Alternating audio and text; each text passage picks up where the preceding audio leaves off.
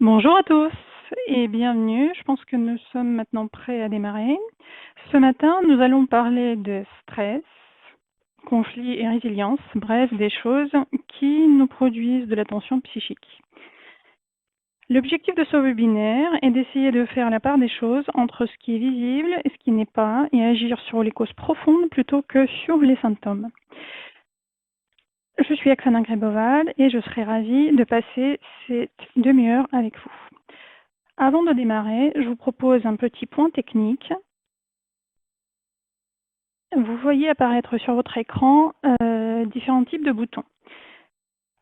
En bas de cette présentation, ces onglets ou boutons vont nous aider à communiquer. Donc, le premier est poser une question, tout à fait à gauche de votre écran. Donc, vous le voyez là.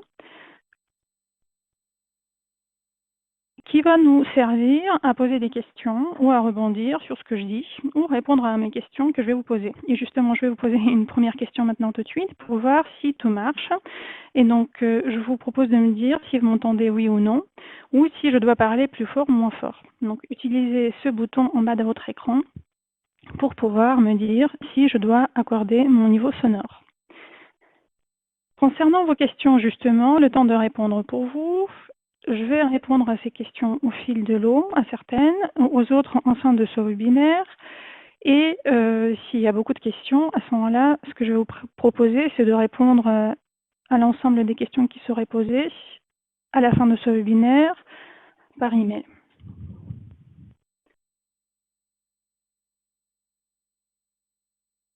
Le bouton suivant, pièce jointe, il présente les liens qui ont été mis à votre disposition pour consultation après le webinaire. Alors, je vois que vous m'entendez bien, juste pour s'assurer que tout marche bien, parfait. Excellent. Donc, j'en étais au deuxième onglet qui présentait les pièces jointes. Donc, ce bouton-là, vous n'en avez pas besoin maintenant tout de suite, ce sera à la fin de ce webinaire. Le troisième est un onglet très important car il vous permettra de répondre aux sondages que je vais vous proposer lors de ce webinaire. Je vous indiquerai à quel moment il faut les utiliser. Puis, on va noter. Noter vous permettra de faire le feedback à la fin de ce webinaire. Et enfin, le dernier onglet, détails, qui présente la description de ce webinaire. Deux choses à savoir également avant de démarrer. Si vous cliquez sur les slides, vous mettez la présentation sur pause. Donc, il faut penser alors à cliquer à nouveau sur vos slides pour relancer. Si vous mettez la présentation en plein écran, alors on n'aurait plus accès aux onglets. Donc, il faudra à ce moment-là réduire l'écran et avoir accès à vos onglets pour répondre à mes questions ou voter.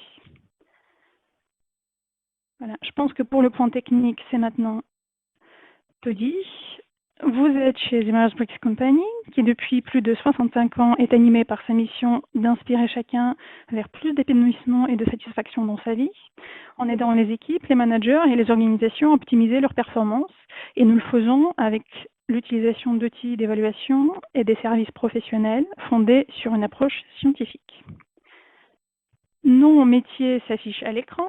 Nous vous formons à ces outils, donc proposons des formations certifiantes et séminaires d'approfondissement aux outils qui s'affichent en bas. Les trois premiers MBTI, FIROB et TKI seront abordés dans ce webinaire. Les deux autres, Strong et CPI, sont respectivement les outils d'évaluation des intérêts et de la personnalité et du leadership. Le deuxième métier est d'intervenir chez vous avec l'utilisation de ces mêmes outils pour accompagner vos équipes et vos individus. Nous pouvons également, si vous êtes praticien, le faire avec vous. Si vous êtes formé à l'un de nos outils, on peut intervenir avec vous pour vous aider à monter en puissance dans l'utilisation de ces outils.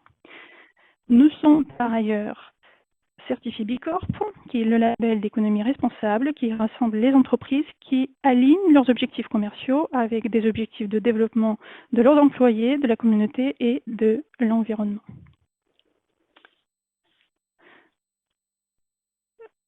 Je pense que nous sommes prêts pour démarrer. Je vois que tout le monde entend bien. Nous vivons à une époque stressante. Le stress est devenu un véritable fléau du monde moderne. En France, l'absentéisme des actifs coûte 108 milliards € par an selon l'Institut Sapiens, ce qui est l'équivalent du budget de l'éducation nationale. Lorsqu'il y a 10 ans, nous avons mené une recherche sur ce qui nous stresse le plus, la prise de parole en public ressortait en premier, suivi de la prise de décision importante. Le schéma qui apparaît sur votre écran résume le résultat de ces recherches. Dans une recherche un peu plus récente, de 2018, le stress représentait 45% des arrêts maladie en France. Dans le contexte actuel, bien sûr, il y a quelques nuances à tous ces chiffres. Le stress auquel nous devons faire face aujourd'hui est nouveau et unique. L'arrivée du Covid-19 a fait surgir toutes sortes d'inquiétudes, dont certaines vous allez voir apparaître sur votre écran maintenant tout de suite. Face à une telle situation, on peut se poser chacun des questions. Comment gérer le stress? Comment faire dans une situation où tout peut arriver? Et comment faire dans cette situation qui nous pousse de plus en plus dans nos retranchements?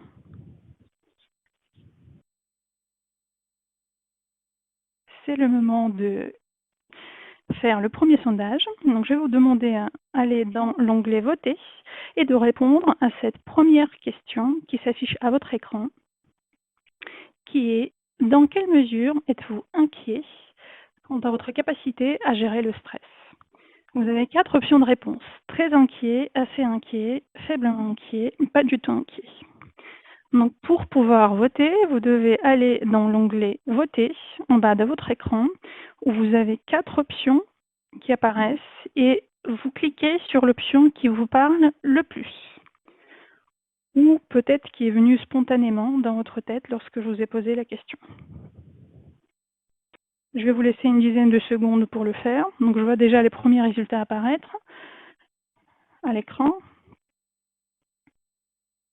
Allez, encore 2-3 secondes pour ceux qui n'ont pas eu le temps de voter avant de clore les votes. Alors, y a-t-il une tendance? C'est assez intéressant de voir. Je pense que vous pouvez voir également. Allez, une dernière seconde et les votes sont désormais clos. Voilà. Donc, à ce que je peux voir de vos votes, c'est la réponse faiblement inquiet qui a été le plus choisie. C'est un résultat assez intéressant. C'est assez intéressant parce qu'en fait, ces dernières semaines, nous avons mené une enquête un peu plus globale avec cette même question qui était posée à un échantillon de 680 personnes, dont la description des résultats apparaît sur votre écran désormais. Donc vous voyez qu'ici, il y a à peu près 50% de personnes se sont dit assez ou très inquiètes, alors que 50 autres se sont dites pas du tout ou faiblement inquiètes. Finalement, avec les derniers résultats qui apparaissent maintenant à mon écran, je peux voir que c'est à peu près la même tendance. En tout cas, les options de réponse assez inquiets et faiblement inquiets ont été le plus choisies par 40 et 41% d'entre vous. Donc, il y a un certain niveau de stress, peut-être dans notre échantillon. Alors, qu'illustre ce résultat? Sans vouloir tirer de conclusions hâtives ou de faire de généralisation inopportune, maintenant tout de suite, on peut tout de même se dire à ce stade que nous réagissons tous de façon très différente au stress et avons tous des niveaux de tolérance différents. Il en dépendra forcément notre façon de nous y adapter et notre résilience. Mais qu'est-ce que la résilience? Vous pouvez bien sûr partager votre définition via le bouton question donc, qui apparaît en bas de votre écran. N'hésitez pas à le faire maintenant tout de suite. En ce qui concerne la définition que je vais vous présenter, bien sûr, ce n'est pas la définition, car il y a différentes définitions possibles, mais peut-être c'est la définition conceptuelle qui définirait la résilience psychologique comme les capacités d'un individu à faire face à une situation difficile ou génératrice de stress et de revenir à l'état initial après un traumatisme et prendre un nouveau départ. On peut dire peut-être en d'autres termes, c'est la capacité à résister au choc. Résister au choc et rebondir Donc, rebondir, ça veut dire quoi? Ça veut dire connaître ses limites, ses peurs, mais aussi d'apprendre des circonstances les plus défavorables, des situations les plus exigeantes pour les dépasser.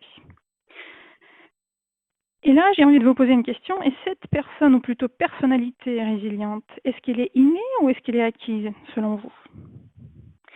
C'est le temps du second sondage. Et je vous propose de utiliser à nouveau votre onglet Voter, dans lequel vous allez apparaître les options de réponse, innée ou acquise, et nous donner votre point de vue quant à la question, est-ce que la personnalité résiliente est innée ou acquise?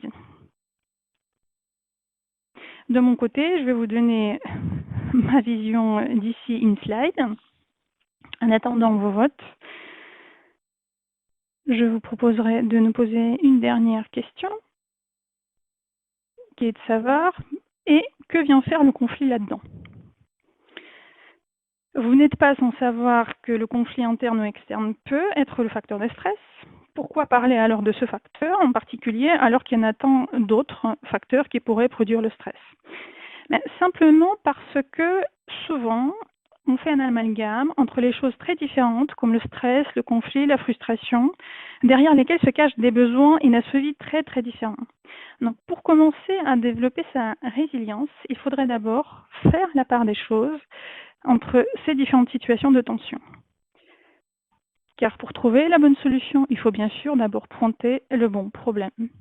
Alors, je vois maintenant apparaître vos réponses à la question quant à la personnalité résiliente innée ou acquise, et pour 69% d'entre vous, 70 maintenant, vous avez dit que la résilience est acquise. Bon, bah écoutez, donc je ne vais pas vous apprendre quelque chose au slide qui suit, car bien sûr, le gène de la résilience n'existe pas. Il n'y a pas de gène de la résilience. Donc ça veut dire que n'importe qui peut développer cette capacité à faire face aux événements et développer sa force mentale. Simplement, nous ne pouvons pas contrôler ce dont nous ne sommes pas conscients. Ce qui n'est pas conscient va nous contrôler. Donc bien se connaître va nous rendre ce pouvoir sur nous-mêmes et nous aider à développer la résilience. Ainsi, pour développer cette connaissance de soi, je vais vous proposer différents angles d'attaque sur le sujet du stress, des conflits et de la résilience. Je vais vous proposer de clarifier d'abord qui nous sommes, comment nous voyons le monde, qu'est-ce qui nous stresse, comment nous réagissons à ce stress. Car notre personnalité, bien sûr, elle représente des atouts, mais aussi peut être source de biais qui va impacter notre façon de réagir aux différentes choses qui nous entourent. Nous allons ensuite s'intéresser aux besoins interpersonnels pour comprendre quels sont les besoins qui pourraient être à la base de la construction de la confiance dans une relation interpersonnelle, parce que nous ne vivons pas seuls dans ce monde, et qui pourraient être source de frustration également.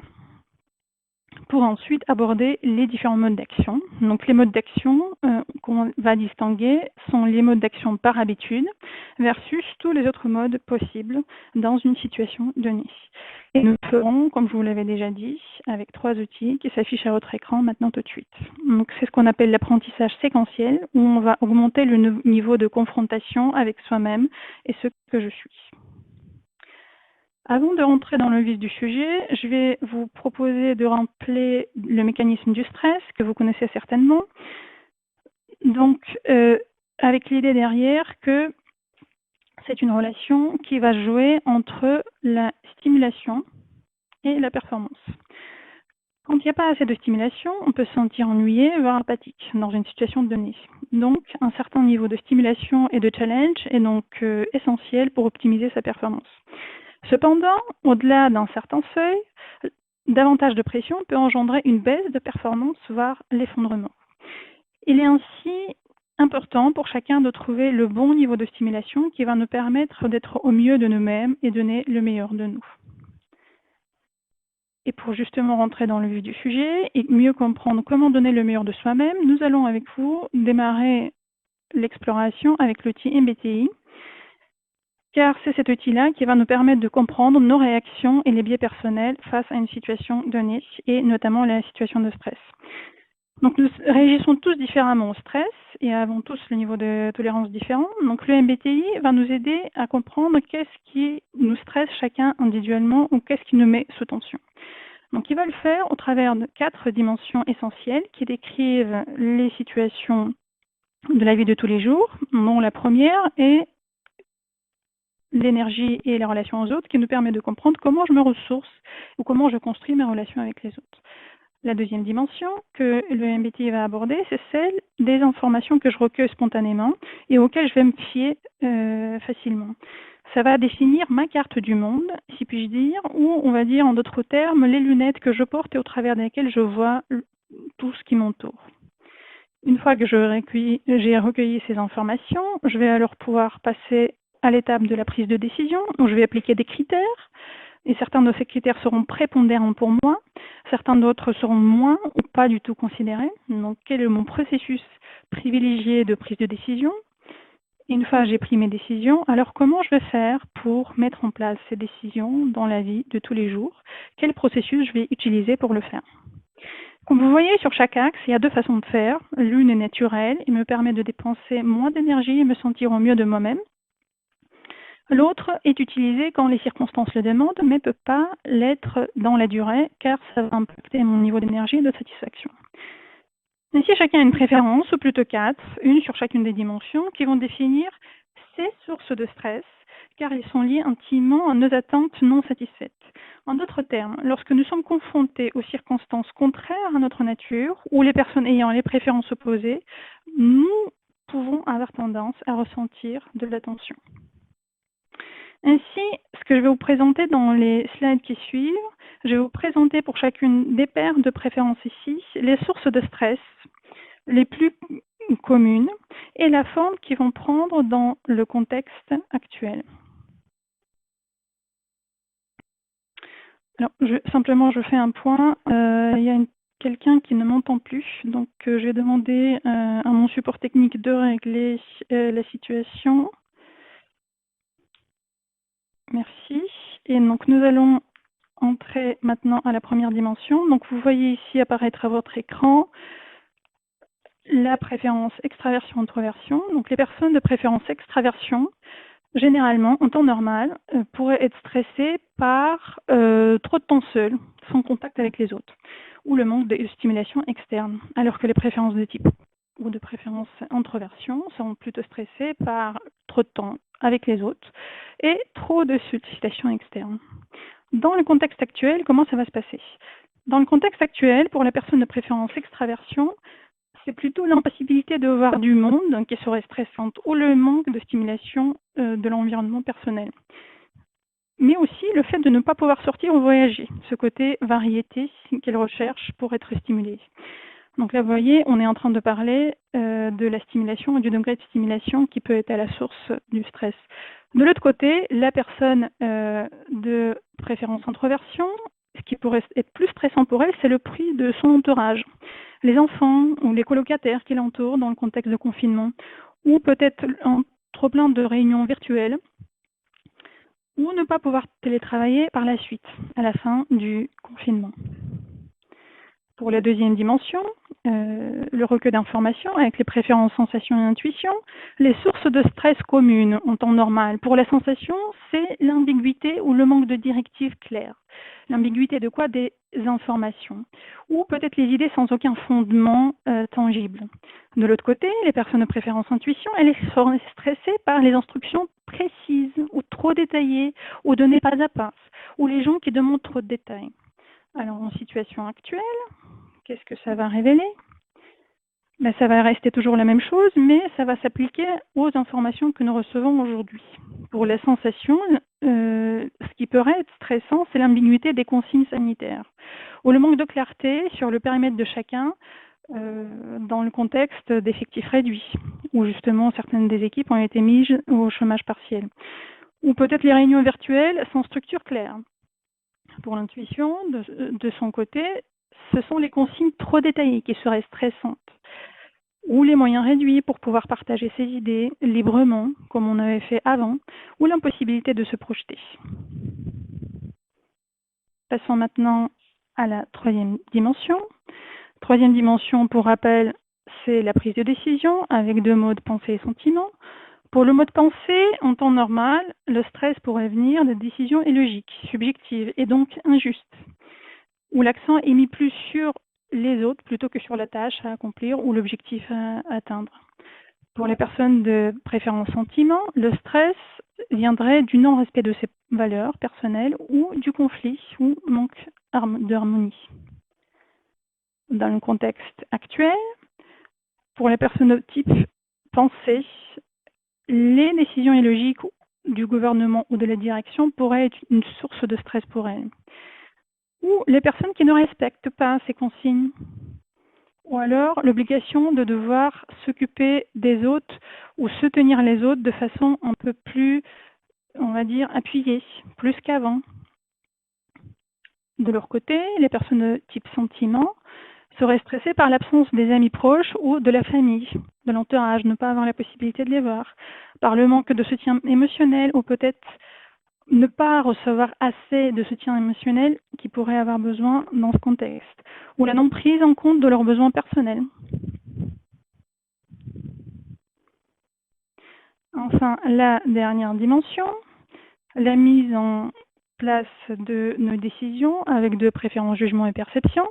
Les sources de stress communes pour jugement seraient de travailler dans des sociétés où être entouré de personnes qui ne sont pas suffisamment organisées à leur goût, ou peut-être la pression de dernière minute.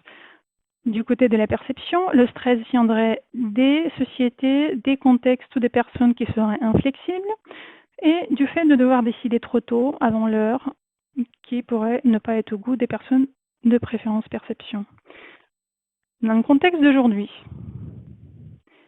le jugement pourrait se sentir perturbé par les changements soudains de ses habitudes, par le manque de limites claires entre le travail et la maison, ou peut-être un trop de flexibilité dans la façon dont les autres télétravaillent. Du côté de la perception, le stress viendrait de la difficulté de rester enjoué et faire de l'humour avec ses collègues comme il l'a fait auparavant. Donc il peut se sentir à ne pas pouvoir s'exprimer entièrement. Continuer à appliquer les process qui sont devenus obsolètes selon leur point de vue, ou manquer de variété ou de spontanéité dans le contexte actuel. Ainsi, nous venons de voir les différents déclencheurs de stress ou différentes sources de stress comme résultat de nos préférences de personnalité. Voilà, maintenant que le stress est déclenché, comment allons-nous réagir? Et ça, c'est une autre histoire. Et pour le comprendre, il nous faudra assembler nos 4 préférences, ce qui va donner un type psychologique. Donc 4 préférences, une sur chacune des dimensions. Par exemple, sur la première, on pourrait prendre l'extraversion, sur la deuxième, intuition, sur la troisième, pensée, et sur la quatrième, perception. Donc c'est un exemple, ça va nous donner le type ENTP, car dans le MBTI, on utilise les lettres pour plus de facilité. Donc, pour votre information, en faisant toutes les combinaisons possibles, il peut y avoir 16 types possibles ou 16 façons d'aborder les aléas de la vie et d'y réagir. Pour vous donner un exemple, je vous rappelle le mécanisme du stress qui s'affiche à votre écran maintenant. Donc le mécanisme du stress, c'est l'idée qu'au mieux de notre forme, nous déployons notre potentiel, qui est notre personnalité, de façon satisfaisante pour nous. Nous nous sentons au mieux de nous-mêmes et nous sommes en zone de confort. Sous l'effet du stress quotidien, l'anxiété qui peut l'accompagner peut conduire à l'exacerbation de nos caractéristiques clés, des caractéristiques clés de notre personnalité, de nos forces, qui peuvent se transformer en faiblesse. Donc nous sommes là en zone d'exacerbation, de distorsion. Et si les stresseurs que nous venons de voir ne disparaissent pas, alors nous pouvons finir par entrer en zone de crise ou de détresse avec l'effondrement qui peut s'en suivre. Alors comment ça va concrètement s'exprimer pour un type de personnalité? Là, j'ai pris l'exemple de l'explorateur, donc qui correspond à 2 types de personnalités, ENTP et ENFP. Et donc là, vous voyez apparaître le même schéma avec 3 zones, zone de confort, zone de distorsion et zone de crise. Et je vais vous expliquer comment ça va se dérouler ou se jouer pour cette personnalité. En situation optimale, en temps normal, les explorateurs sont généralement optimistes, enthousiastes, imaginatifs. Quand le stress commence à s'installer,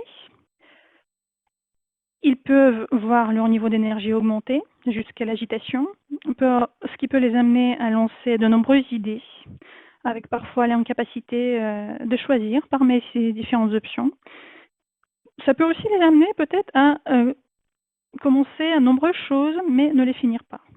En temps de crise du Covid-19, qui peut nous amener à nous réinventer, à faire différemment, ça peut être une source de créativité. Simplement, vu le contexte à forte tension, c'est une source de créativité qui est un pas de l'explosion. Alors, pour sortir de cette situation et ne pas qu'elle se transforme, on va dire, en explosion, ces personnes doivent atténuer l'expression de cette partie de leur personnalité. Donc, cette partie de leur personnalité, c'est la production d'idées. Et comment ils peuvent faire? Ils peuvent le faire, par exemple, en discutant avec d'autres pour trier ou structurer ces options. S'ils ne le faisaient pas, alors cette énergie va décroître et sera remplacée par l'entrée en zone de crise ou de stress extrême, où généralement on se dit non, c'était pas moi, ça ne me ressemblait pas. Avec une perte de perspective pour ce type de personnalité et le développement d'une vision étroite des faits isolés. Ainsi, ces personnes-là peuvent devenir silencieuses, se mettre en retrait et être obsédées par la justesse d'un détail, qu'il soit pertinent ou pas, ou parfois en accordant une attention exagérée aux symptômes physiques, qu'ils soient réels ou pas. Ce deuxième niveau de stress est plus difficile à gérer, il est généralement plus difficile à vivre pour soi-même et pour les autres, mais il est salutaire car il permet de rétablir l'équilibre dans lequel nous avons foncé par une exposition trop longue ou à des stresseurs ou par une exposition à des stresseurs qui sont particulièrement pour nous menaçants. Alors, qu'est-ce que cela nous apprend? Cela nous apprend tout simplement que, bien sûr, pour être mieux, il vaut mieux rester en zone verte. Alors, la connaissance de sa personnalité et de ses réactions au stress permet de trouver en soi ses propres leviers, en amont pour se réénergiser lorsqu'on n'a pas suffisamment de stimulation, et en aval pour notamment rééquilibrer les expressions, ses propres réactions, puisqu'on devient de plus en plus conscient de ses propres réactions en situation de stress, on arrive à reconnaître mieux les différents stresseurs, ce qui nous permet de désamorcer nos propres réactions. Si ce n'est pas le cas, alors on va aller en réunion avec un côté exacerbé ou peut-être apathique, et quel impact ça peut avoir sur les relations dans l'équipe.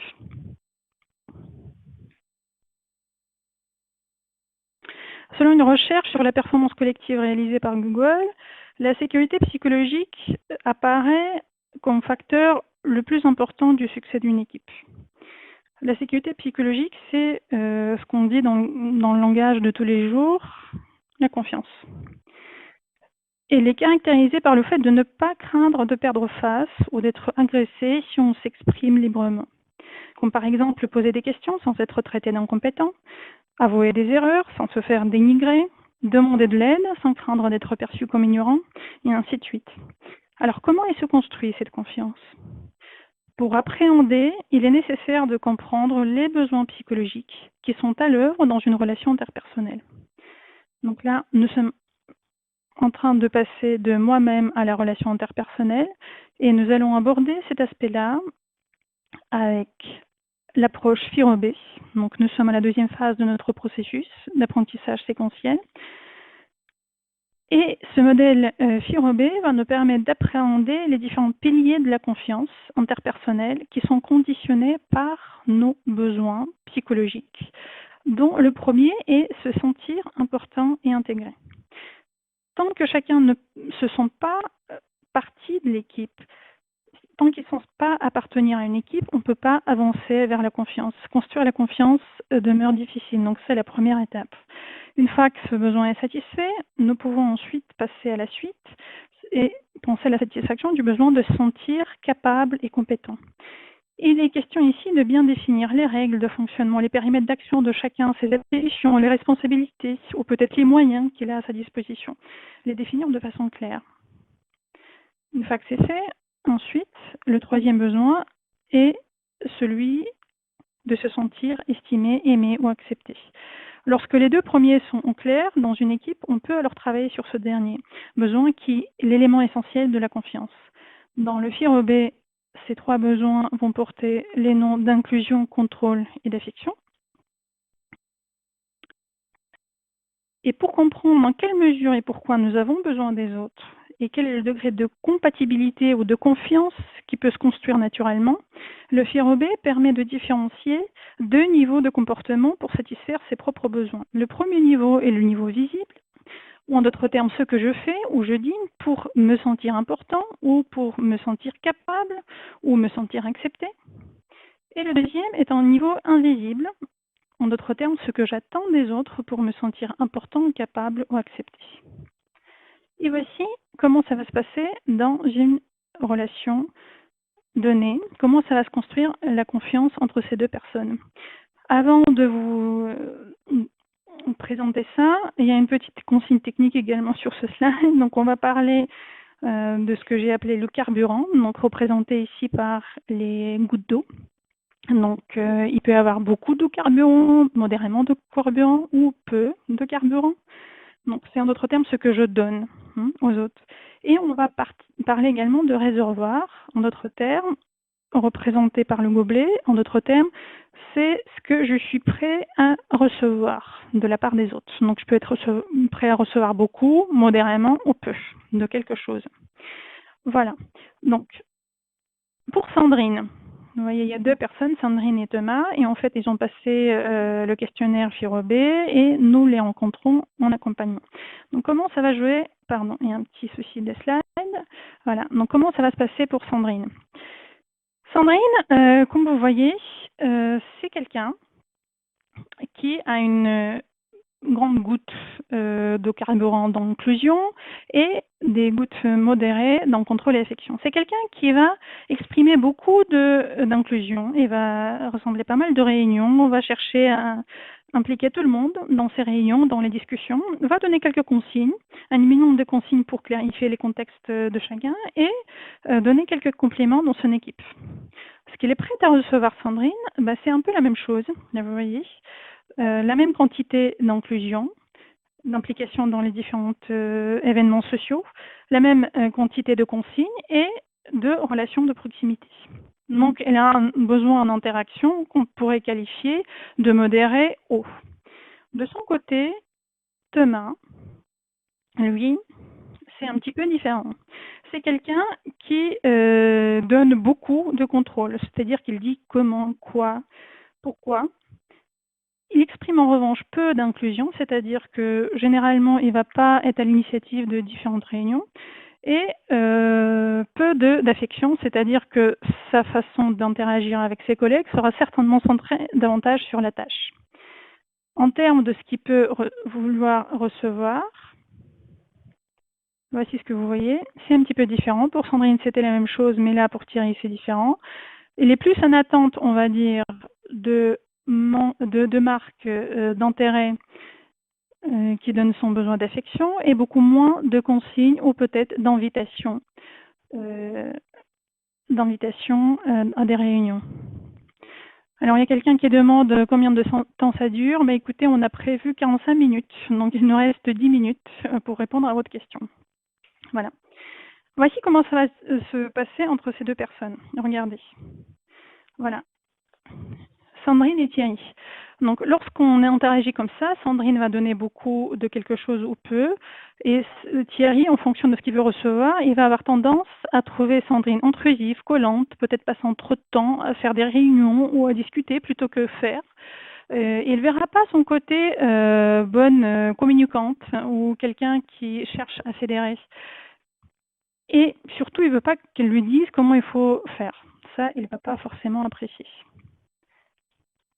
Sandrine, de son côté, avec Thierry, comment ça va se passer? Elle va le trouver cassant, peut-être pas avenant, manquant de savoir vivre ensemble, malgré le fait d'être un bon élément mais ingérable, pétri de certitude, et il verra certainement moins son côté expert qui cherche à prendre ses responsabilités et gérer tout seul ses dossiers. Donc s'il continue comme ça dans cette spirale d'accusation, de rejet, ça va générer certainement beaucoup de frustration et beaucoup de conflits. Et là, on arrive à la troisième étape de notre présentation, donc avec les modes d'action habituels et possibles. Et là, je vois une question qui demande pour les supports. Oui, bien sûr, on va avoir des supports. Vous allez avoir un exemple de cette présentation qui vous sera envoyé quelques heures après le webinaire. Donc, pour aborder ce troisième onglet, donc les conflits, en situation de conflit, qui sera généré ainsi, ce qui va se passer est souvent assez simple. C'est une question d'habitude. On a tendance à se réfugier dans quelque chose qu'on a fait en réponse à l'émotion négative. Donc seulement l'émotion négative n'est pas le conflit.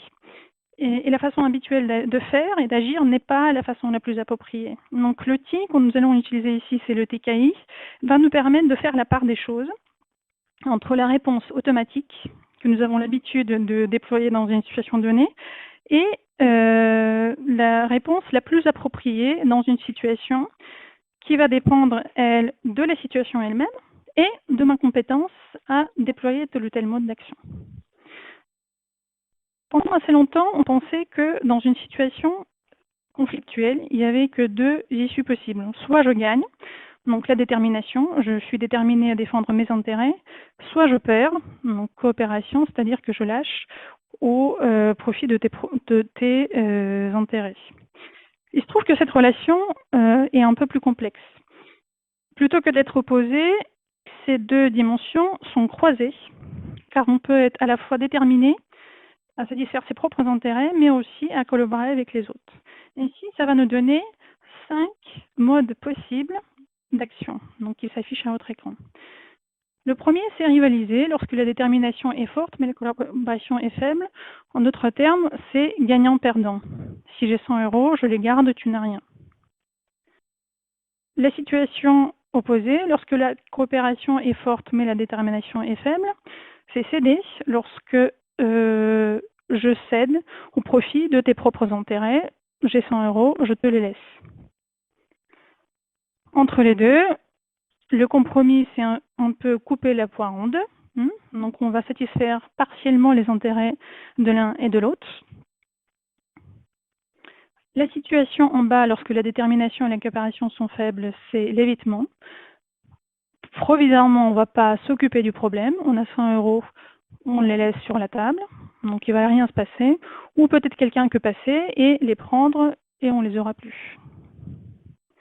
Les situations lorsque la détermination et la coopération sont les plus fortes, c'est la collaboration, qui peut être parfois considérée comme étant le mode idéal. Simplement, ce mode demande beaucoup de temps et de créativité. Donc, il est adapté uniquement en certaines situations.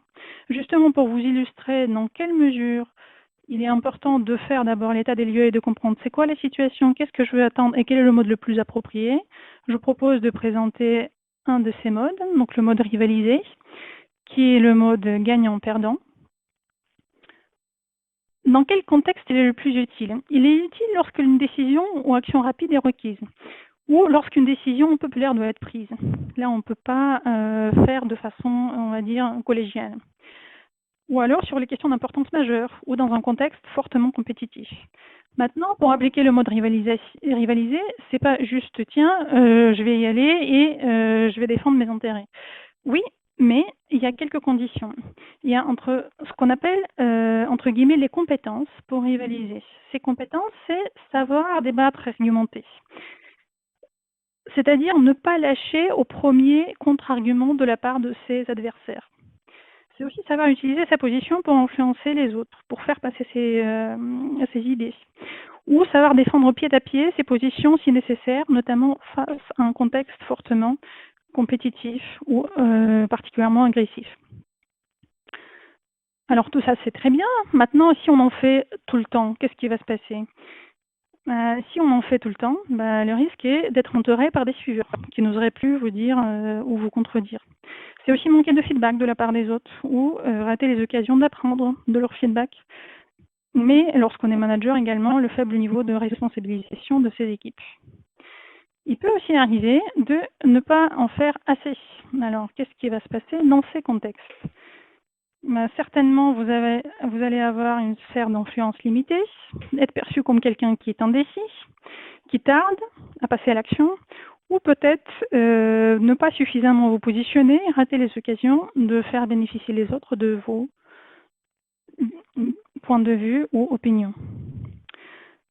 Ainsi, chacun d'entre nous a généralement un ou deux modes habituels. C'était le propos de cette partie, que nous allons avoir tendance à utiliser la plupart du temps, en négligeant, si puis-je dire, un peu les autres modes d'action. Ainsi, il est très important de prendre conscience dans cette situation que les modes habituels peuvent être assez utiles dans certains contextes, mais peut-être pas dans tous les contextes. Et avoir en tête qu'on peut toujours faire appel à d'autres modes. Ainsi, nous venons de différencier les notions assez simples que vous maniez tous les jours, conflit, stress, résilience, au travers des notions de réaction et de biais personnels, de besoins interpersonnels et de modes d'action habituels versus tous les modes possibles. Et finalement, la question que j'allais vous poser, mais pourquoi tout le monde n'y pense pas ou n'y arrive pas? Parce que c'est quand même assez simple. J'ai pas la réponse, j'ai juste quelques hypothèses, peut-être par manque de nécessité pour certains, ou alors s'il y a nécessité, peut-être parce que on a tendance à constater que nous avons nous sommes plutôt des prisonniers de nos propres habitudes et de nos certitudes, et avons de la difficulté à voir le monde autrement qu'à travers le filtre que nous avons construit. Ou alors, troisième hypothèse, par manque de moyens pour nous aider à prendre conscience de qui nous sommes. Ainsi, lorsqu'on se retrouve dans une crise comme celle que nous traversons, nous n'aimons pas trop parce qu'elle nous sort brutalement de nos automatismes dans lesquels nous avions un certain confort, on va dire, où nous sommelions.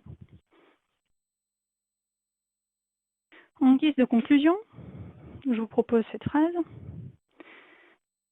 Ce n'est pas le stress qui nous tue, c'est notre façon à y réagir. Notre webinaire touche à sa fin. Donc nous allons essayer de faire la part des choses entre différentes situations de tension que nous vivons au jour le jour pour comprendre la mécanique du stress, du conflit et de la résilience qui est un ressort. Ainsi, pour garder l'esprit de discernement dans le contexte actuel, quand on doit faire face à des bouleversements émotionnels et à la charge mentale forte qui est générée par ce contexte, il est important de bien se connaître et connaître ses préférences, ses besoins et les habitudes qui sont source de frustration dans beaucoup de situations. C'était le propos de ce webinaire. Je vous remercie de votre attention. Donc là, il nous reste très peu de temps pour les questions, 2 minutes. Donc je vais essayer d'en prendre quelques-unes. Sachez que, comme je vous ai dit, les slides vous seront envoyés à la fin du webinaire. Le replay sera disponible dans quelques heures. Et n'hésitez pas à nous contacter ou nous suivre sur LinkedIn. Donc tous nos contacts s'affichent à l'écran maintenant. Et avant de quitter ce webinaire, je vous invite à noter le webinaire dans l'onglet « Noter ». Alors, je vais essayer de prendre quelques questions.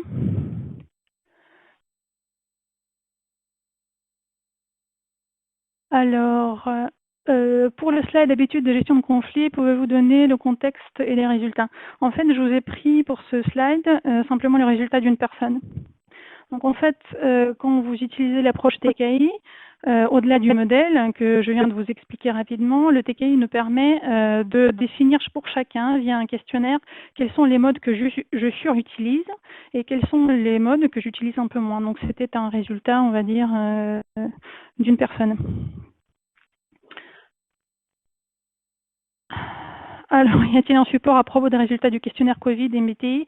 En fait, il n'y a pas de support. C'était une enquête qui a été menée ces dernières semaines, qui vous a certainement été envoyée si vous êtes parmi les certifiés MBTI. Donc écoutez, à ce stade, moi j'ai pas de support. En revanche, si vous entendez par le support les résultats de cette enquête, oui, ils seront publiés certainement dans les semaines à venir sur notre site internet.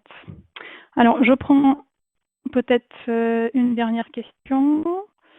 C'est une question d'ego, oui, il peut y avoir une question d'ego, mais ça, c'est un sujet très très large. Bon, bah écoutez, ce que je vous propose, je vois beaucoup de questions, mais qui sont beaucoup de réactions et certainement tout à fait utiles et pertinentes dans ce contexte, auquel je n'aurai pas le temps de répondre.